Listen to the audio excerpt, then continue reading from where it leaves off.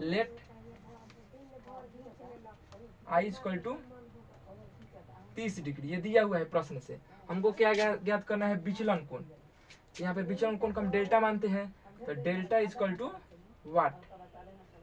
तब लोग को पता होगा डेल्टा का सूत्र होता है, डेल्टा इक्वल टू विचलन कोण का सूत्र 180 माइनस 2i, ये सूत्र होता है।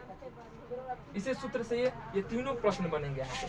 तो हमको ज्ञात कि आई तो दे चुका है यहाँ पे ऑलरेडी 30 डिग्री और 180 डिग्री, तो हमको यहाँ पर आराम से सूत्र से निकालेंगे। तो यहाँ पर सूत्र का प्रयोग करेंगे, तो delta equal to 180 minus 2i। ये हम यहाँ कुछ नहीं किए हैं, बस केवल सूत्र को यहाँ पर रख दिए हैं। अब इसको हम यहाँ पर आई का मान पुट करेंगे, तो delta equal to 180 minus 2 into i का मान कितना दिया हुआ है यहाँ पर 30 डिग्री, तो यहाँ पर 30 लिखेंगे। ठीक है, फिर इसको कैलकुलेशन करेंगे, delta equal to 180 minus 2 into 13 में 2 से गुना करेंगे यहाँ पर, तो 60 हो जाएगा, 60 डिग्री। फिर इसको माइनस करेंगे यहाँ पे 180 माइनस 60 डिग्री, तो बच जाएगा यहाँ पर हमारा कितना 120 डिग्री। तो डेल्टा इक्वल टू, चूंकि डेल्टा इक्वल टू 120 डिग्री, ये हमारा हो जाएगा आंसर।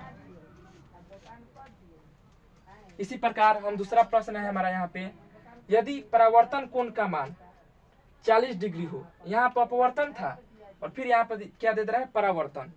कोण का मान 40 डिग्री हो तो विचलन कोण का मान ज्ञात करें। ये भी सिंपल है, आसान है। आप जानते हैं कि कोण आई बराबर कोण आर होता है। ठीक है, तो हम दोनों का मान बराबर होता है। जैसे मान लीजिए इसका मान 40 दिया है प्रश्न में कहीं आई का, और आर का भी मान 40 से देगा, दोनों का मान बराबर होता है इसमें। ठीक है, इसमें घबराने कोई बात नहीं है। इसी प्रकार हम फिर ये वाला सूत्र लेट मानेंगे,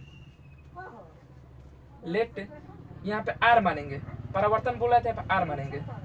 आर बराबर 40 डिग्री दिया हुआ है, फिर बोल रहा है कि विचलन कोण का मान ज्ञात करें। फिर वैसे ही हम सूत्र लगाएंगे, डेल्टा बराबर 180 माइनस 2i, यहाँ पे लगाएंगे सूत्र, delta equal to 180 minus 2i। ठीक, तो यहाँ पे देखो, यहाँ पर हमारा प्रॉब्लम एक और आ जा रहा है कि आई, सूत्र में आई दिया, हमारे पास आर प्राप्त है। तो यहाँ पर हम आपको बताए हैं कोण आई और कोण आर दोनों का मान बराबर होता है, तो हम इसको हम आई को आर मान लेंगे। ठीक है, तो delta equal to 180 minus 2 into R का मान कितना दिया है 40, तो फिर डेल्टा इक्वल टू 180 माइनस 2 फिर यहाँ पे मल्टीप्लाई करेंगे, तो यहाँ पे हो जाएगा हमारा 80 हो जाएगा। कितना हमारा 180 में से 80 को माइनस करेंगे तो 100 बढ़ जाएगा, हमारा 100 डिग्री प्राप्त हुआ। तो चूंकि डेल्टा इक्वल टू 100 डिग्री, ये हमारा फाइनल आंसर हुआ इसका। फिर तीसरा प्रश्न है, इन दोनों से हट कर देखिए, तीसरा प्रश्न है। ये क्या बोल रहा है कि यदि विचलन कोण का मान 90 डिग्री हो, इसमें आपकी विचलन कोण का ही मान दे दिया है। ठीक है, और हमको क्या प्राप्त करना है, परावर्तन कोण का मान ज्ञात करना है। इसमें भी कुछ ऐसा नहीं करना, फिर इसी सूत्र को हम लगाएंगे। ठीक है, तो यहाँ पे जो दिया है उसको लिख लेंगे, लेट विचलन कोण का मान दिया है, तो डेल्टा इक्वल टू 90 डिग्री। ठीक है, तब हमको परावर्तन कोण ज्ञात करना है, कोण आई और कोण आर, तो दोनों का मान बराबर होता है। कोई भी आई और आर दोनों में से कोई एक ले सकते हैं, ताकि सूत्र लिखेंगे यहाँ पे, delta equal to 180 minus 2i। ठीक है, अब हम यहाँ पे करेंगे 2i, तो हमको i का मान ज्ञात करना है।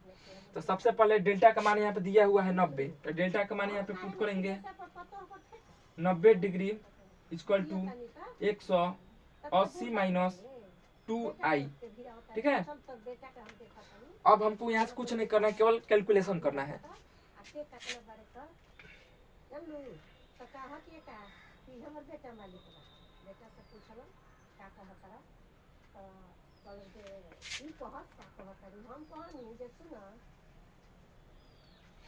बस यहाँ पे हमारा 190 इक्वल टू 180 माइनस 2i। तो बताएं यहाँ पे कौन i बराबर कौन r होता है। ठीक है, फिर इसको हम यहाँ पे कैलकुलेशन कर देते हैं। i की जगह r भी यहाँ पे रख सकते हैं। तो इसको माइनस में, देखिए भाई ये माइनस में इधर, इसको इधर हम लाएंगे। सबसे पहले आगे प्लस वाले की इधर आते हैं, माइनस वाले को उधर। तो यहाँ पे 180 माइनस 90 इक्वल टू इधर 2r है, माइनस है तो इधर आ जाएगा प्लस 2r हो जाएगा। ठीक है, तो equal to 2r equal to 180 में से 90 घटाएंगे तो फिर 90 हमारे पास बचा। तो फिर r इक्वल टू, और दो ये गुना में है, देखिए ये गुना में है तो इधर भाग में चला जाएगा। तो दो से कटेगा तो कितना 45 आएगा। तो हमारा फाइनली r का मान कितना आ जाएगा, चूंकि परिवर्तन कोण का मान 45 डिग्री आ जाएगा। चलिए देखिए, इसमें हम कुछ किए नहीं है, और आप एक बार और हम आपको समझा दे रहे हैं तीनों को, बारीकी से आपको अच्छे से समझ में आ जाए। देखिए फर्स्ट प्रश्न था, यदि अपवर्तन कोण का मान 30 डिग्री हो तो विचलन कोण का मान ज्ञात करें। ठीक, तो विचलन कोण का सूत्र होता है delta equal to 180 minus 2i। ये सूत्र होता है, इसको ध्यान में रखिएगा, इससे तभी ये तीनों प्रश्न आराम से बनेगा। तो इस हम कुछ नहीं किए, बस ये सूत्र का हम प्रयोग किए हैं और सब जो मान दिए उसको पुट कर दिए हैं। देखिए लेट हम माने हैं i। ठीक, i बराबर 30 डिग्री, अपवर्तन कोण का मान दिया है 30 डिग्री, तो 30 डिग्री हम लिख दिए यहाँ पे। फिर हमको क्या ज्ञात करना है, विचलन कोण, इसको डेल्टा से सूचित करते हैं। तो डेल्टा को हमको निकालना है, तो सूत्र हम लगाए यहाँ पे delta equal to 180 minus 2i। ठीक, फिर हम i का मान पुट करेंगे यहाँ पे। तो i का मान पुट किए हैं 30 डिग्री, तो 180 माइनस, फिर 30 में 2 से मल्टीप्लाई किए तो 60 है यह मेरा। तो 180 माइनस 60 घटाए तो 120 डिग्री आ गया। फिर डेल्टा इक्वल टू 120 डिग्री, हमारा ये फाइनली आंसर आ गया, हमारा अपवर्तन कोण का मान ज्ञात हो गया। इसी प्रकार यहाँ पे दिया रहा था परिवर्तन कोण का मान ज्ञात करें। तो यहाँ पे परिवर्तन कोण का मान दिया 40 डिग्री, अब विचलन कोण का मान बोला है ज्ञात करने के लिए। फिर उसी प्रकार हम यहाँ पे सूत्र लगाएंगे डेल्टा 180 माइनस 2i, फिर i के जगह पर फिर अब 40 डिग्री जो मान दिया है परिवर्तन कोण का वह पुट कर देंगे, फिर मल्टीप्लाई करेंगे और सब्ट्रैक्शन करेंगे, घटा कर जितना आएगा हमारा आंसर हो गया। फिर तीसरा प्रश्न दे, दोनों से हटकर तीसरा प्रश्न है। ये क्या बता रहा है कि विचलन कोण का आपकी बार मान दिया है क्या, तो विचलन कोण का मान दिया है और हमको परिवर्तन कोण पूछ रहा है। तो दोनों से हट का था, इसमें हम फिर यही सूत्र लगाए हैं जो यहाँ पे दिया है 180 minus 2i delta equal to, फिर वही सूत्र लगाएंगे। तो आपकी डेल्टा का मान दिया है 90, तो डेल्टा का मान 90 रख दिए हैं। फिर 180 माइनस 2i, तो i बराबर r होता है, तो इसलिए हम i को r भी लिख सकते हैं, r को i भी लिख सकते हैं। तो यहाँ पे r का मान हमको ज्ञात करना है। तो सबसे पहले हम क्या करेंगे कि जो कैलकुलेशन करेंगे, बस यहाँ से कुछ नहीं है, आराम से माइनस जो है तो इधर आएगा तो प्लस हो जाएगा, तो 2r, और जो इधर प्लस है इधर आएगा तो माइनस हो जाएगा। तो वही हम किए, 2r को इधर ला दिए हैं तो प्लस हो गया है, और जो 90 डिग्री है इसको इधर लाए हैं तो प्लस था तो माइनस हो गया है। उसको घटाए हैं तो 180 में से 90 जाएगा तो 90 डिग्री बचेगा। तो फिर जो इधर 2 से गुना होता है इधर भाग आकर भाग हो जाता है, तो उसको भाग लगाए तो 45 आया है मेरा, r का मान 45 डिग्री। फिर यहाँ पे r का मान 45 डिग्री आ गया, तो हमारे यहाँ पे आंसर आ गया इसका।